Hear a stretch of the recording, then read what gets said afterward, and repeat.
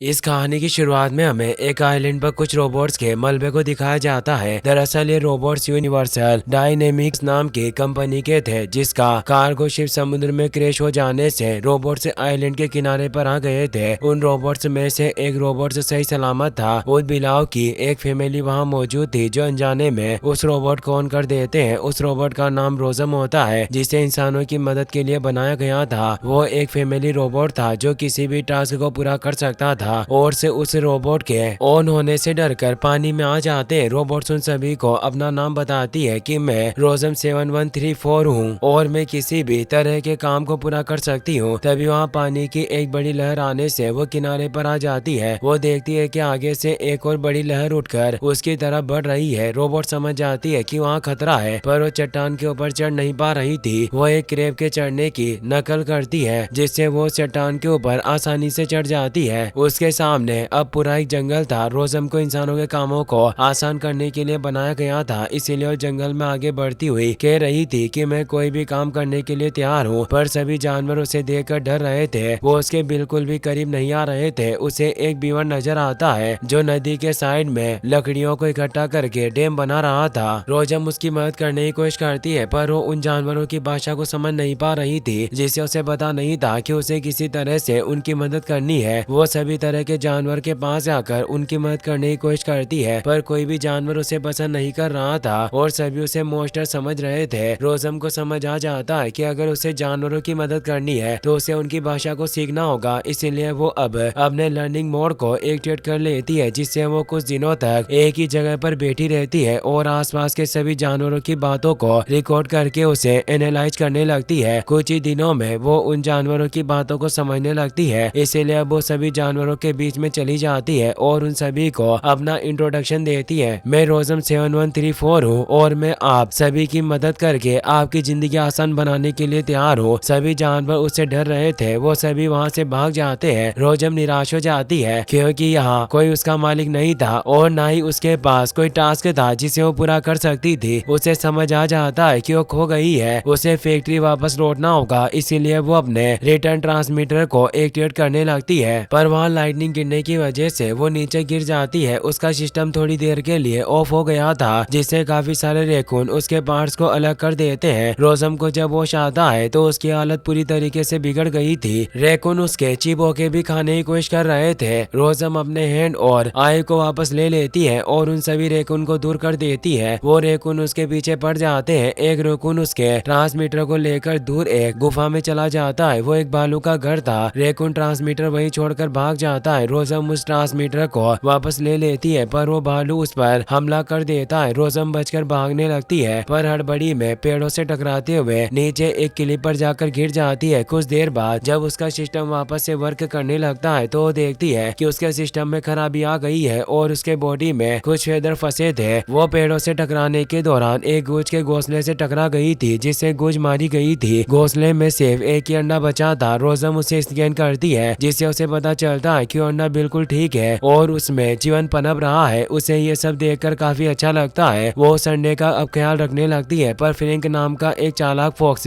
उस एक को लेकर भागने लगता है। रोजम उसका काफी देर तक पीछा करती है। फॉक्स अंडे को खाने की कोशिश करता है, पर रोजम उसे रोक देती है। फॉक्स फिर से चालाकी दिखाता है और अंडा लेकर भागने लगता है, पर वो गलती से एक हेजहॉग पर जाकर गिर जाता है। फ्रैंक को अपने कर्मों की सजा मिल जाती है। रोजम उस अंडे को वापस अपने पास रख लेती है। फ्रैंक के मुंह पर काफी कांटे चुभ चुके थे। रोजम का काम लोगों की मदद करना था, इसीलिए वो फ्रैंक के चेहरे के सभी कांटों को भी निकाल देती है। फ्रैंक काफी डर गया था, जिससे वो वहाँ से भाग जाता है। वो अंडा अब टूटने लगा था। रोजम उसे अपने सभी टेंटिकल से रोकने की कोशिश करती है, पर अब उस अंडे से गोसलिंग यानी बतख का बच्चा बाहर निकल आता है, जो पहली बार रोजम को देखता है, जिससे रोजम को भी अजीब सी फीलिंग का एहसास होता है। पर वो उस गोसलिंग को वहीं छोड़ देती है और वहाँ से फैक्ट्री जाने के लिए आगे बढ़ने लगती है। गोसलिंग जिसे भी पहली बार देखते थे उसे अपनी माँ मान लेते थे। गोसलिंग रोजम का पीछा करने लगता है। रोजम उसको खुद से दूर करने की काफी कोशिश करती है, पर वो हर बार उसके पास आ जाता है। रोजम अब अपने रिटर्न ट्रांसमीटर को ऑन करने लगती है ताकि वो फैक्ट्री वापस जा सके, पर गोसलिंग अपनी चोट से उस ट्रांसमीटर को तोड़ देता है। उसे गोसलिंग का बिहेवियर समझ नहीं आ रहा था। तभी उसे एक मदर अपोसम नजर आती है जो अपने 7 बच्चों को लेकर जा रही थी। उसका नाम पिंक टेल था वो गोसलिंग उसके पास आ जाता है। तो मदर अब ओसम रोजम के पास आती है और उससे पूछती है कि क्या ये बच्चा तुम्हारा है। रोजम कहती है कि ये मेरा नहीं है बल्कि ये मेरा काम बिगाड़ रहा है। पिंक टेल बताती है कि बच्चे ऐसे ही होते हैं जो हमेशा शरारतें करते हैं और ये गोसलिंग जिसे पहली बार देखते हैं उसे अपनी माँ समझ लेते हैं, इसीलिए अब ये तुम्हें ही अपनी माँ समझ रहा है। रोजम उसे कहती है कि मैं इसकी माँ नहीं बनना चाहती। तो पिंक टेल उसे बताती है कि कोई भी माँ बनने के लिए तैयार नहीं होता, हमें खुद ही माँ बनना सीखना पड़ता है। अब तुम ही इसकी माँ हो, तुम्हें ही इसका ख्याल रखना होगा, यही तुम्हारा काम है। रोजम को एक काम की तलाश थी और अब उसकी पूरी बॉडी में लाइट ग्लो होने लगती है। वो कहती है कि मैं अपने काम को जरूर पूरा करती हूँ पर मुझे इस बच्चे का कैसे ख्याल रखना होगा। पिंक टेल बताती है कि तुम्हें इसे खाना खिलाना होगा और सर्दियों के आने से पहले इसे तैरना और उड़ना सिखाना होगा, क्योंकि गूज को सर्दियों में माइग्रेशन करना पड़ता है वरना ज्यादा ठंड की वजह से मर सकते हैं। रोजम उसकी बात समझ जाती है और अब उसके पास 3 टास्क थे। उसे गोसलिन को खाना खिलाना,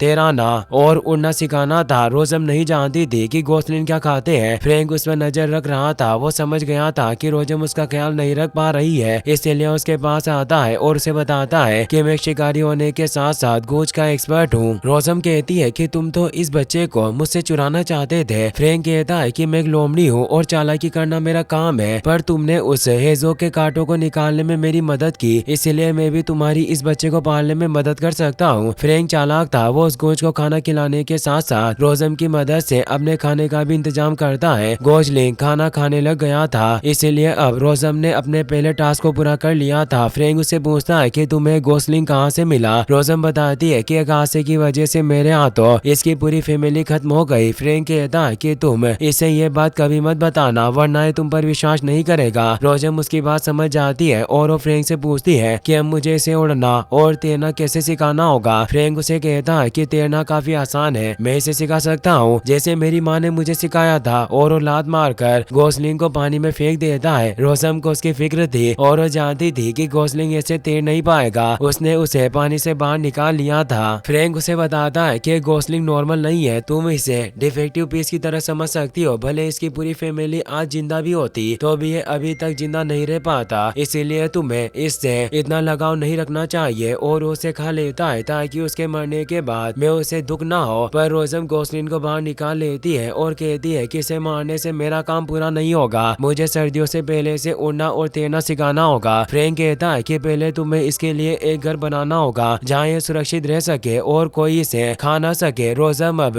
जंगल से लकड़ियों को इकट्ठा करना शुरू कर देती है। गोसलिंग भी अब बोलना सीख गया था पर उसे रोजम का नाम लेने में दिक्कत हो रही थी, इसीलिए रोजम उसे कहती है कि तुम मुझे अब से रोज बुला सकते हो। गोसलिंग को यह नाम अच्छा लगता है, अब रोज फुल स्पीड में घर को बनाने लगती है। गोसलिंग भी उसकी मदद करता है, कुछ ही घंटों में वो अपने रहने के लिए एक इग्लू की तरह घर को बना लेते हैं। फ्रैंक रोज से कहता है कि तुम्हें इस गोसलिंग का नाम रखना चाहिए, वो एक रोबोट थी इसीलिए वो उसका नाम गोसलिंग 0001 रखती है। पर फ्रैंक और गोसलिंग को ये नाम बिल्कुल भी पसंद नहीं था। वो रोज को बताता है कि इसके नाम में नंबर नहीं होने चाहिए। वो बातों के साथ साथ अपने नए घर को डेकोरेट भी कर रहे थे। फ्रैंक कहता है कि नाम में अपनापन होना चाहिए, इसीलिए अब वो उसका नाम ब्राइट बिल रखती है। गोसलिंग को भी ये नाम बहुत अच्छा लगता है, फ्रैंक को भी ये नाम पसंद आता है। ब्राइट बिल को नींद आ रही थी। फ्रैंक उसे एक कहानी सुनाता है कि एक छोटा सा आइलैंड था जिसमें एक प्यारा सा गोसलिंग रहता था, पर वो अकेला था, इसीलिए उसने स्टार से विश मांगी कि वो उसके पास एक प्यार करने के लिए माँ भेज दे। रोज उसी स्टार पर बैठी हुई ये सब सुन रही थी और वो वहाँ से तुम्हारे पास आ गई। उसके सीने में भी एक दिल था जिसके बारे में उसे कोई खबर नहीं थी और वो एक माँ की तरह तुम्हारी देखभाल करने लगी। गोसलिंग को अब नींद आने लगती है। रोज भी बैटरी बचाने की वजह से शट डाउन हो जाती है और वो तीनों अब सो जाते हैं। ऐसे ही वक्त गुजरता रहता है। ब्राइट बिल अब बड़ा हो गया था पर रोज के परवरिश करने से वो भी रोबोट की तरह बर्ताव करता था, जिससे कोई भी जानवर उसका दोस्त नहीं था और वो डरकर उससे भी दूर भाग जाया करते थे। रोज अब उसका दिल खुश करने के लिए उसे कई सारे जानवरों की तरह बनकर दिखाती है। अब उसे तैरना सिखाने के लिए तालाब के पास ले आते हैं। ब्राइट बिल को डूबने से डर लग रहा था पर फ्रैंक उसे धक्का देता है जिससे वो सीधा पानी में आ जाता है। ब्राइट बिल अब अपने पंखों को रोज के बताए अनुसार हिलाने लगता है जिससे अब ब्राइट बिल तैरने लग गया था। रोज इससे खुश होती है, उसने दूसरे टास्क को भी पूरा कर लिया था पर ब्राइट बिल ज्यादा आगे जा रहा था होती है। वो अपने हाथ को उसके पीछे भेज देती है। ब्राइट बिल तैरते हुए तालाब से दूसरे किनारे पर चला जाता है जहाँ जहाँ काफी सारे गूज थे। ब्राइट बिल उन्हें देखकर काफी खुश होता है और कहता है कि ये सभी मेरे जैसे हैं। वो सभी गूज अपनी फैमिलीज के साथ काफी खुश थे। ब्राइट बिल एक गूज के पास आकर उससे बातें करने लगता है। वो गूज उसे पहचान लेती है और कहती है कि तुम तो वही हो जिसे उस राक्षस ने पाला है। पर अब वहाँ 3 और गूज आ जाते हैं जो उसे बुली करने लगते हैं। वो कहते हैं कि तुम हमारी तरफ बिल्कुल नहीं हो और ये जगह तुम्हारी नहीं है। वो उसे पीटने लगते हैं। रोज अपने हैंड की मदद से ये देख रही थी, इसीलिए वो तेजी से उसे बचाने के लिए पॉन्ड के अंदर की तरफ चली जाती है। सभी गूंज वहाँ से भागने लगते हैं और अब वहाँ एक जायंट बारकुडा फिश भी आ जाती है जो एक अच्छी शिकारी फिश थी। वो ब्राइट बिल को खाने के लिए लेकर जाने लगती है। रोज उसे बचाने जाती है पर उसका पैर पत्थर में फंस जाता है जिसे वो निकालने की काफी कोशिश करती है पर वो निकाल नहीं पा रही थी। ब्राइट बिल मदद के लिए आवाज लगा रहा था। रोज उसे अपनी तरफ आने को कहती है पर वो फिश उस पर अटैक करने की कोशिश करने लगती है। रोज पत्थर फेंक कर उसे बचाने लगती है पर जब पत्थर खत्म हो जाता है तो वो अपने हाथ को फेंक कर उसे रोक देती है। ब्राइट बिल की जान बच जाती है। अब वहाँ दूसरे गूंज भी आ जाते हैं। ब्राइट बिल उनसे पूछता है कि उस फिश ने मुझ पर अटैक क्यों किया। गूंज कहते हैं कि तुम मंद बुद्धि हो। रोज कहती है कि तुम इसे बुली मत किया करो, ये बस तुमसे दोस्ती करना चाहता था। तो एक गूंज कहता है कि हमारे जैसा बिल्कुल नहीं है। ब्राइट बिल को उनसे बात नहीं करनी थी और वो रोज से कहता है कि माँ हमें यहाँ से चलना चाहिए। तो एक गूंज उसके पास आकर कहता है कि तुम्हें लगता है कि शैतान तुम्हारी माँ है पर ऐसा नहीं है। इस रोबोट ने तुम्हारी पूरी फैमिली और तुम्हारी असली माँ को मार डाला। ये बात इस आइलैंड के सभी जानवर जानते हैं। फ्रैंक को इससे काफी गुस्सा आता है और वो उस गूंज पर अटैक करने लगता है पर रोज उसे पकड़ लेती है। ब्राइट बिल इससे रोज से नाराज हो जाता है और अब वो गुस्से में वहाँ से चला जाता है। रोज भी वहाँ से जाने लगती है। रोज का एक पैर पत्थर में फंसने से डैमेज हो गया था। वहाँ पॉन्ड में बीवर मौजूद था जो ये सब देख लेता है। वो कब से गूंज पर नजर रख रहा था और उसे एहसास था कि रोज ब्राइट बिल का एक माँ की तरह ख्याल रखने की कोशिश कर रही है। ब्राइट बिल, फ्रैंक और रोज अपने घर पर आ चुके थे। रोज अपने पैर को ठीक नहीं कर पाती इसीलिए वो पैर के एक हिस्से को अलग कर देती है। ब्राइट बिल रोज से अपने पास्ट के बारे में पूछता है। रोज बताती है कि एक हादसे में मेरे हाथों से तुम्हारी पूरी फैमिली नष्ट हो गई। ब्राइट बिल इससे दुखी होता है। वो कहता है कि मुझे तुम पर काफी भरोसा था और मैं तुम्हें ही अपनी फैमिली मानता था पर तुमने मेरी असली फैमिली को मार डाला। रोज उससे माफी मांगती है, मैंने जानबूझकर कुछ नहीं किया, वो सब अनजाने में हुआ। ब्राइट बिल कहता है कि ये बात जानकर तुम्हें मेरी असली माँ को बतानी चाहिए। अगर आज वो जिंदा होती तो मैं भी नॉर्मल होता और मैं तैर और उड़ सकता था। रोज कहती है कि तुम आज बहुत अच्छा तैरे हो। अगर तुम ऐसे ही प्रैक्टिस करते रहे तो तुम एक अच्छे स्विमर के साथ साथ उड़ना भी सीख जाओगे। ब्राइट बिल कहता है कि इससे कोई फायदा नहीं होगा, तुम मेरी फीलिंग्स को नहीं समझती, तुम मेरी माँ नहीं हो। और अब वो वहाँ से चला जाता है। रोज काफी सैड हो जाती है क्योंकि इतने सालों से जंगल में रहने से उसके अंदर भी इमोशन क्रिएट होने लगे थे। रोज अब समुद्र के किनारे आती है जहाँ वो सबसे पहले एक्टिवेट हुई थी। वो देखती है कि उस जगह पर और भी कई सारे यूनिवर्सल रोबोट्स के टूटे हुए पार्ट्स पड़े हुए थे। वो अपनी ही तरह के एक रोजम रोबोट को एक्टिवेट कर लेती है जिससे वो यूनिवर्सल डायनेमिक के एक वीडियो को देखती है जिससे उसे पता चलता है कि यूनिवर्सल डायनामिक कंपनी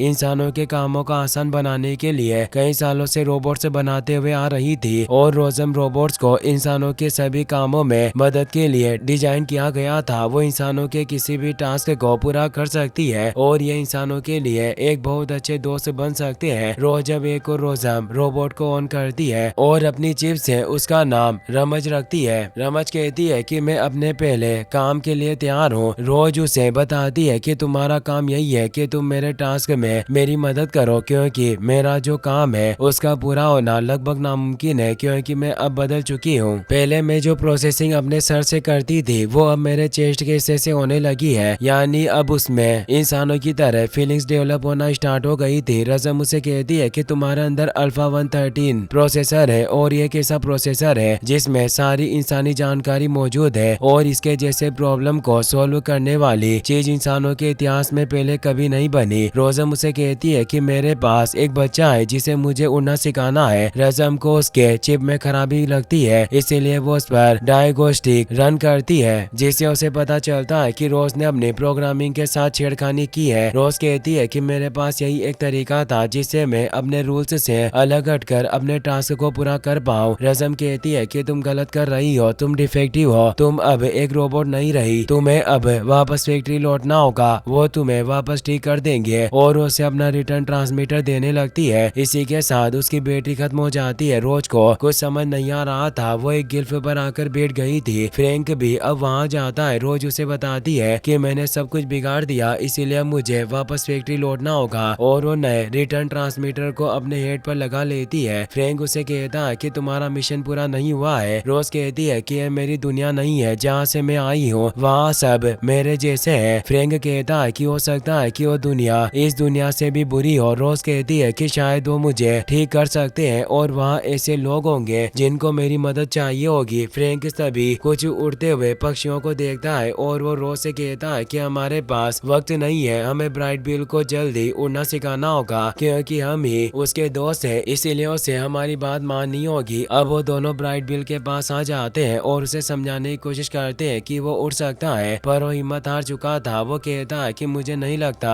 कि मैं कभी उड़ पाऊंगा। रोज उसे कहती है कि अगर तुम सच में जीतना चाहते हो तो तुम्हें उड़ना सीखना ही होगा, ताकि हम दोनों अपनी अपनी दुनिया में वापस लौट सके। तभी वहाँ से उड़ते हुए कुछ गुज गुजरते हैं। रोज उन्हें स्कैन करने लगती है, जिससे उसे पता चलता है कि वो किस तरह से उड़ते हैं, और वो ब्राइट बिल को ये भी सिखाने लगती है, पर वो फिर भी उड़ नहीं पाता, जिससे बाकी के गुज उसका मजाक उड़ाने लगते हैं। रोज कहती है कि तुम्हें बस थोड़ी स्पीड की जरूरत है, और वो दौड़कर उसे स्पीड देने लगती है, पर उसका एक पैर टूटा होने से वो पत्थरों से टकराकर नीचे गिर गई थी। रात में वो रास्ते के सभी पत्थरों को हटाकर दौड़ने के लिए एक रोड बना लेती है। बीवर भी अब वहाँ आ जाता है, जो रोज के लिए उसके टूटे हुए पैर को लकड़ी की मदद से जोड़कर ले आया था। वो उसे रोज के पैर में लगा देता है। रोज उसे तेज कहती है। अब पहले दिन रोज पूरी मेहनत से ब्राइट बिल को स्पीड देकर उसे उड़ना सिखाने लगती है, जिससे ब्राइट बिल उड़ने लग जाता है, पर कुछ देर बाद ही वो नीचे गिर जाता है। रोज कहती है कि हमें इसके लिए एक फ्लाइंग इंस्ट्रक्टर ढूंढना होगा जो इसे ठीक से उड़ना सिखा सके, और वो एक क्लिफ की ऊंचाइयों पर आ जाते हैं जहाँ एक बार रहता था। उसका नाम थंडरबोल्ट होता है। अगले दिन से वो ब्राइट बिल को उड़ना सिखाने के लिए आ जाता है। वो उसे बताता है कि तुम्हें अपने छोटे पंखों को देखकर निराशा नहीं होनी चाहिए। मेरे पंख भी छोटे हैं, पर मैं इनसे भी आकाश की गहराइयों को नाप सकता हूँ। थंडरबोल्ट अब उसे उड़ना सिखाने लगता है। ब्राइट बिल उसकी स्टेप्स को फॉलो करके उड़ना सीखने लग जाता है। ब्राइट बिल इससे खुश होता है, और अब वो टेस्ट के दौरान सभी रिंग्स में से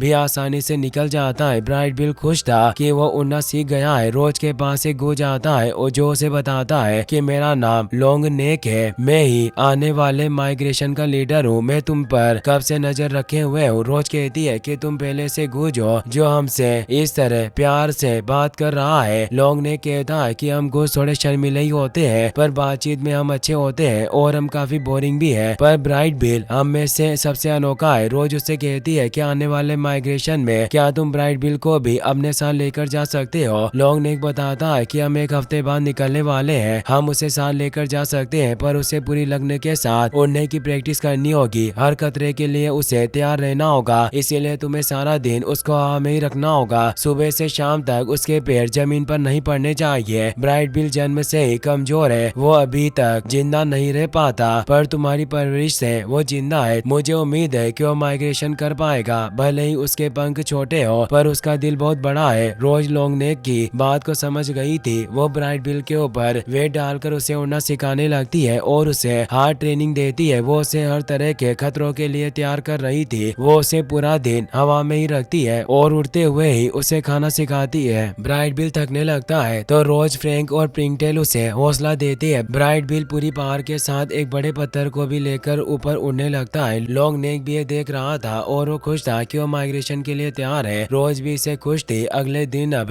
रोज और फ्रैंक ब्राइट बिल को लेकर सभी गूंज के पास आ जाते हैं, जहाँ लॉन्ग नेक सभी गूंज को इंस्ट्रक्शन दे रहे थे। वो उन्हें कहते हैं कि दोबारा माइग्रेशन करने का वक्त वापस आ गया है, और हमेशा की तरह यह सफर हजारों मील का मुश्किल सफर है, जिसने हमें हजारों साल से परखा है और तैयार किया है। तभी उसकी नजर ब्राइट बिल पर जाती है। वो उसके पास आ जाते हैं और उसे कहते हैं कि तुम भी हमारे साथ चलोगे, तुम काफी अच्छा उड़ते हो, मैंने तुम्हें कई बार देखा है और मैं कब से एक जवान गूंज को अपने ग्रुप में शामिल करना चाहता था। तुम्हारा मेरे ग्रुप को ज्वाइन करने के बारे में क्या ख्याल है। ब्राइट बिल खुश हो जाता है और कहता है कि मैं आपके साथ चलूंगा। लॉन्ग नेक ये जानता था कि ब्राइट बिल अभी भी रोज से नाराज है, इसीलिए वो उसे समझाता है कि तुम आज रोज की वजह से ही जिंदा हो, क्योंकि इसने ही तुम्हें उड़ना सिखाया। तुम बचपन से ही काफी कमजोर थे, फिर भी इसने तुम्हें हर मुश्किल से बचाया है और तुम्हें पाला। तुम देख सकते हो कि मेरे पूरे ग्रुप में एक भी तुम्हारी साइज का कोच नहीं है, क्योंकि अक्सर तुम्हारे जैसे बच्चे मारे जाते हैं। इसीलिए जिस रोज ने तुम्हारे फैमिली को मारा उसने ही तुम्हें एक नई जिंदगी दी। ब्राइट बिल को भी एहसास होता है कि रोज उससे बहुत प्यार करती है, पर वो ये बात रोज को कह नहीं पाता क्योंकि अब उसके माइग्रेशन का वक्त हो गया था। लॉन्ग नेक उन सभी को सफर शुरू करने को कहता है, जिससे वो सभी उड़ने लग जाते हैं। ब्राइट बिल रोज को अपने दिल की बात कहना चाहता था कि वो उसे अपनी माँ मानता है, पर ये वो कह नहीं पाता और वो रोज से कहता है कि मैं जा रहा हूँ, पर क्या जब मैं वापस आऊंगा तब क्या तुम मुझे यहाँ मिलोगी? रोज कहती है कि मैं नहीं मिलूंगी क्योंकि मैं वापस अपनी दुनिया में लौट जाऊंगी। तो ब्राइट बिल उसे कहता है कि क्या आखिरी बार तुम मुझे उड़ने के लिए स्पीड दे सकती हो? रोज इससे खुश होती है और वो उसे अपने कंधे पर बिठाकर फुल स्पीड में रन करती है, जिससे अब ब्राइट बिल भी गूंज के झुंड के साथ उड़ने लग जाता है। रोज के अब तीनों टास्क कंप्लीट हो चुके थे, पर वो ब्राइट बिल को अब अपना बच्चा मानने लगी थी, इसीलिए वो दौड़कर आखिरी बार उसे देखने जाती है। ब्राइट बिल अब उसके पास नहीं रह सकता था, वो किस दिनों तक उसी के इंतजार में वहीं बैठी रहती है। इसी के साथ इस मूवी का फर्स्ट पार्ट यहीं खत्म हो जाता है। अगर आप इसका नेक्स्ट पार्ट भी जल्दी देखना चाहते हो तो कमेंट में नेक्स्ट पार्ट जरूर लिखना और इस वीडियो को लाइक करने के साथ साथ अपने दोस्तों को शेयर करना ना भूलें। Thanks for watching.